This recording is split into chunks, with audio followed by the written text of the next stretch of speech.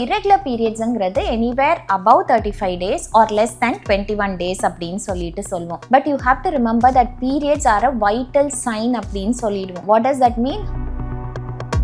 Periods ரெகுலரா இருக்கும் போது உங்களுக்கு ஓவலேஷன் நடக்குது, எக்கு மாசம் மாசம் ரிலீஸ் ஆகுதுன்னு சொல்லிட்டு தெரியும். பட் பீரியட்ஸ் இரெகுலரா இருக்கும் போது லோ ஓவேரியன் ரிசர்வ், இப்போதான் ரீசெண்டாக கல்யாணம் ஆயிருக்கு, ஈவன் இந்த ஏர்லி டு மிட் 20s பார்த்தீங்கன்னா அவங்களோட ஓவேரியன் ரிசர்வ் ஆர் ஏஎம்ஹெச் ரொம்ப கம்மியாக இருக்கு அண்ட் தேர் ஓவரி சைஸும் ரொம்ப சிறுசாக இருக்கு. ஸோ தட் மீன்ஸ் பெண்களை பொறுத்த அளவுக்கு the truth is that our fertility levels are much better when we are young and with age it does decrease. So if you're getting married 35 years and more or கல்யாணம் பண்ணிட்டு பேபிக்கு போய் plan பண்ண போறீங்கன்னா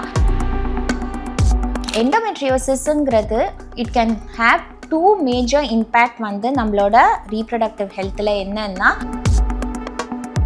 baby try பண்ணிட்டு இருக்கும் போது இந்த 3 ஃபேக்டர்ஸ்ல ஆர் ப்ராப்ளம்ஸ்ல ஏதாவது ஒன்று உங்களுக்கு இருந்ததுன்னா அப்போ டிலே பண்ணாம நீங்க டாக்டரை பார்த்து அதுக்கு வேணுங்கிற ட்ரீட்மெண்ட் ஆரம்பிக்கணுங்கிறது முக்கியம். ஸோ இந்த 3 கண்டிஷன்ஸ் என்னன்னு கேட்டிங்கன்னா, ஃபர்ஸ்ட் அண்ட் ஃபார்மோஸ்ட் உங்க பீரியட்ஸ் ரெகுலரா இரெகுலரா. What is a normal menstrual cycle? Anywhere between 25 to 35 days.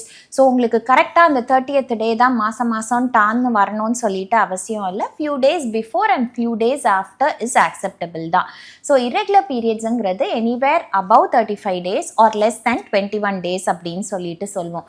சில பேருக்கு ஒன்லி 2 to 3 monthsக்கு ஒன்ஸ் வரலாம், 6 மாதத்துக்கு ஒரு வாட்டி வரலாம், இல்லை ஒரு வருஷம் கூட வராமல் பட் ஆனால் வெயிட் பண்ணிட்டு இருப்பாங்க. ஸோ வரும்போது தானா வரட்டுமே அப்படின்ட்டுன்னு.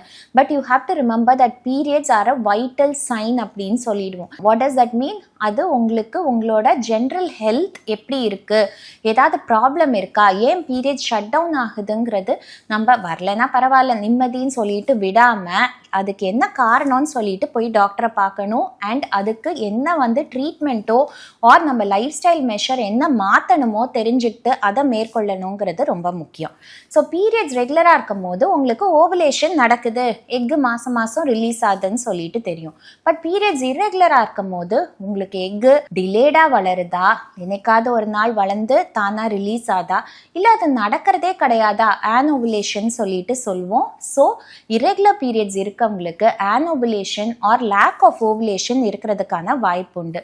ஸோ எக்கு ஃபார்மே ஆகலை, ரிலீஸ் ஆகலைன்னா அப்போ பேபி மட்டும் எப்படி நிற்கும்? வருஷத்துக்கே அவங்களுக்கு 3 or 4 periods தான் வருதுன்னா their conception rate, chances of getting pregnant each month or even in a year will become considerably less.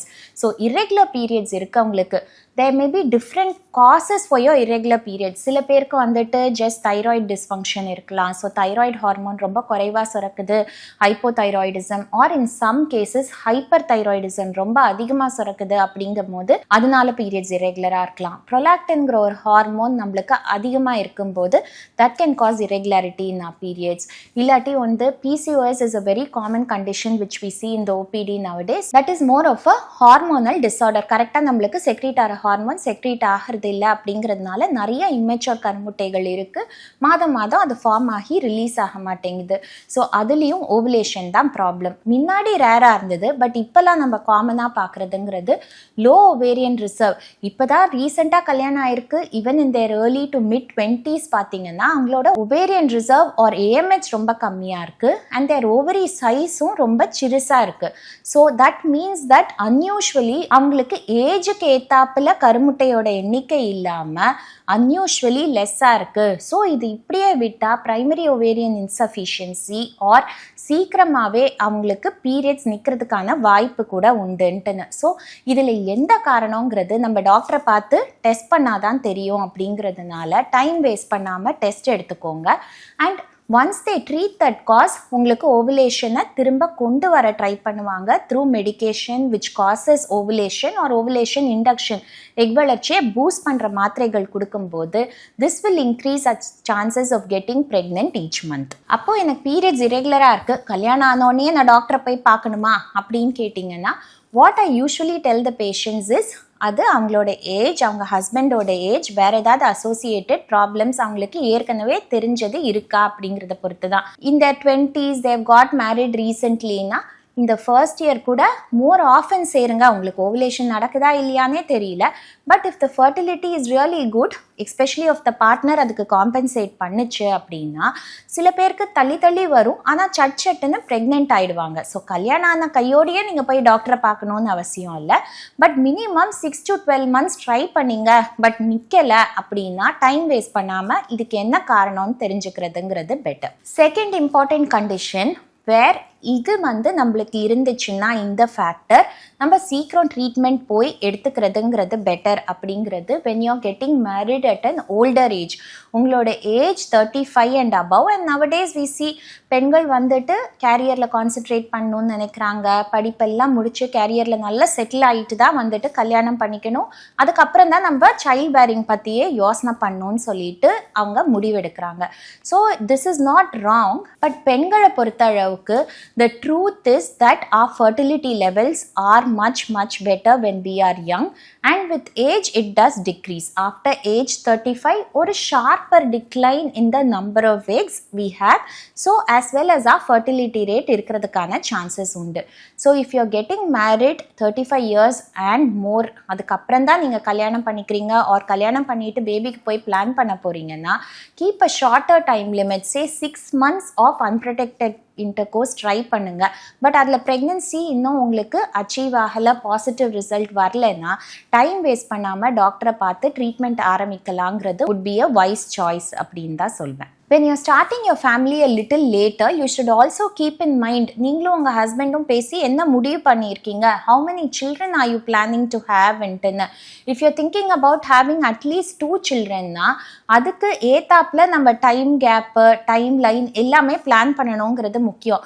முதல் குழந்தையே நம்ம ரொம்ப தள்ளி போட்டோம்னா, when we are thinking about the second child at 39, 40 or above, the chances of having a second pregnancy and a healthy baby டெஃபினட்டாக குறையறதுக்கான வாய்ப்புண்டு. So உங்களுக்கு late marriage தான் ஆயிருக்குன்னா டைம் வேஸ்ட் பண்ணாமல் evaluation and treatment if necessary start பண்ணுறதுங்கிறது always better. Third and last important condition where இந்த பிரச்சனை R உங்களுக்கு டிஸார்டர் இருந்துச்சு அப்படின்னா டெஃபினட்டாக நீங்கள் சீக்கிரம் பேபிக்கு பிளான் பண்ணணுங்கிறது முக்கியங்கிறது எண்டோமெட்ரியோசிஸ் தான். ஸோ எண்டோமெட்ரியோசிஸ்ங்கிறது it can have 2 major impact நம்மளோட ரீப்ரடக்டிவ் ஹெல்த்தில் என்னன்னா pain during periods and second is subfertility or delay in getting pregnant தான். இதுக்கு நிறைய காரணங்கள் இருக்கு and we shall address that separately in a different video. எண்டோமெட்ரியோசிஸ்ங்கிற கண்டிஷன் என்ன, நம்மளுக்கு internal lining of the uterus is called endometrium. அது மாதம் ஃபார்ம் ஆகுது, மாதம் உங்களுக்கு பீரியடாக ஷெட் ஆகுது. இப்போ இந்த lining for some reason it starts growing outside your uterus, that is uterus மேலே, சைடில், ஓவரிஸ் மேலே, ஜென்ரலாக உங்களுக்கு பெல்விஸ்குள்ள அப்படிங்கும் போது தோஸ் ஆர் இன்ஃப்ளமேட்டரி டெபாசிட்ஸ். மாதம் உங்களுக்கு அந்த இடத்துல கொஞ்சம் சேஞ்சஸ் இருக்கும். பீரியட்ஸ் வரும்போது உங்களுக்கு அந்த டிஷ்யூ என்லார்ஜ் ஆகும், பிளாக்கிஷாக இருக்கும், லேசாக ப்ளீட் கூட ஆகலாம் if it is a cyst அப்படின்னா. பட் அந்த பிளட் வெளியில் வரதுக்கு உங்களுக்கு இடம் கிடையாது. ஸோ ஓவரீஸில் எஸ்பெஷலி ஒவேரியன் எண்டோமெட்ரியோசிஸில் சாக்லேட் சிஸ்டாக அந்த old blood looks like liquid சாக்லேட்டுங்கிறதுனால அதுக்கு சாக்லேட் சிஸ்ட்ன்னு சொல்லிட்டு காமனாக ஒரு டெர்மினாலஜி யூஸ் பண்ணப்படும். So this is not only causing that cyst, but அது எல்லாமே அந்த ஓவரீஸ், யூட்ரஸ் எல்லாமே உங்களுக்கு சேர்ந்து ஒட்டிக்க ஆரம்பிக்கும் and there will be severe pain due to all these adhesions which are happening inside the pelvis.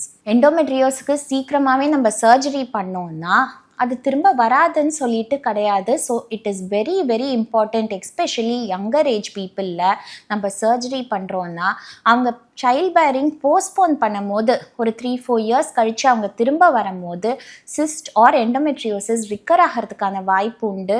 And recurrent surgeries இதுக்கு தேவைப்பட்டால் நம்மளோட எக்கோட ரிசர்வ் ஆர் கருமுட்டை எண்ணிக்கை ரொம்பவே குறைஞ்சு நம்ம பேபி தங்குறதுக்கான வாய்ப்புகளும் ரெடியூஸ் ஆகும். ஸோ எண்டோமெட்ரியோசிஸ் இருக்கும்போது it is always a good idea to start treatment sooner rather than later. Postpone பண்றது definitely can have a negative impact on our pregnancy rates.